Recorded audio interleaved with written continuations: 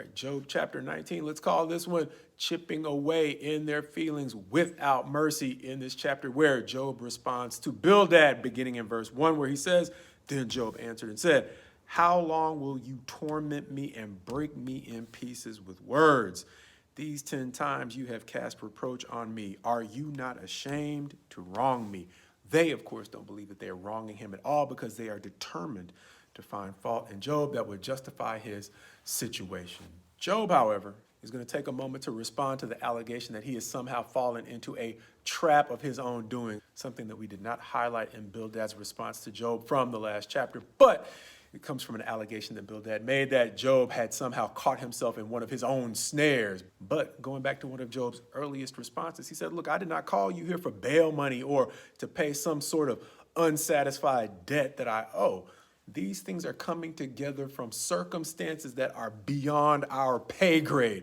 They're basically coming from a spiritual source. And Job still believes that it is God, as he is going to go on to say through the rest of the chapter, as once again he compares God to a soldier, or really this time an army that is arrayed against him, not necessarily in a day-long battle, but in what he is going to describe this time as siege works, comparing himself to somebody who is sieged in a prolonged attack that has brought him into such shame with even his close friends and family members, and moreover, even his servants, that he says he now has to beg for mercy for his servants to even respond to his call. Moreover, even though he challenged his friends once his energy was built back up a little bit to come on, bring it again,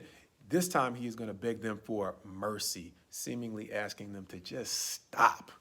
in their attacks and accusations that all of this is coming about because Job brought it on himself. But in spite of all this, much like he found another source of strength to keep going in chapter 17, this is the chapter in which he makes the famous statement in verse 25, For I know that my Redeemer lives, and at the last he will stand upon this earth, and after my skin has been thus destroyed, yet in my flesh I shall see God. Redeemer being defined by word studies in the Old Testament as one who redeems or buys back from bondage. Job essentially saying, even as hopeless as things still seem, he believes that there is a chance that God will still restore value to his life and vindicate him against the claims that he has brought all this on himself. Understanding that he's going to close the chapter out with this warning in verse 28. If you say how we will pursue him and the root of the matter is found in him, be afraid of the sword, for wrath brings the punishment of the sword, that you may know there is a judgment. Simply stated, Job is reminding them of something he's alluded to in the past, and that is, if you are sure this is happening because of a fault found in me, you may want to be very concerned about what God might do in response to the faults he finds in you.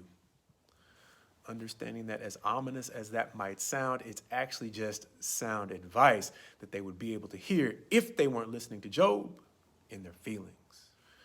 Feelings that are quite likely preventing them from seeing that no matter how guilty Job may seem, passages like Proverbs 14:12 remind us that there is a way that seems right to a man, but its end is the way to death. And they don't realize it, but they are on their way to seeing God in his burning anger.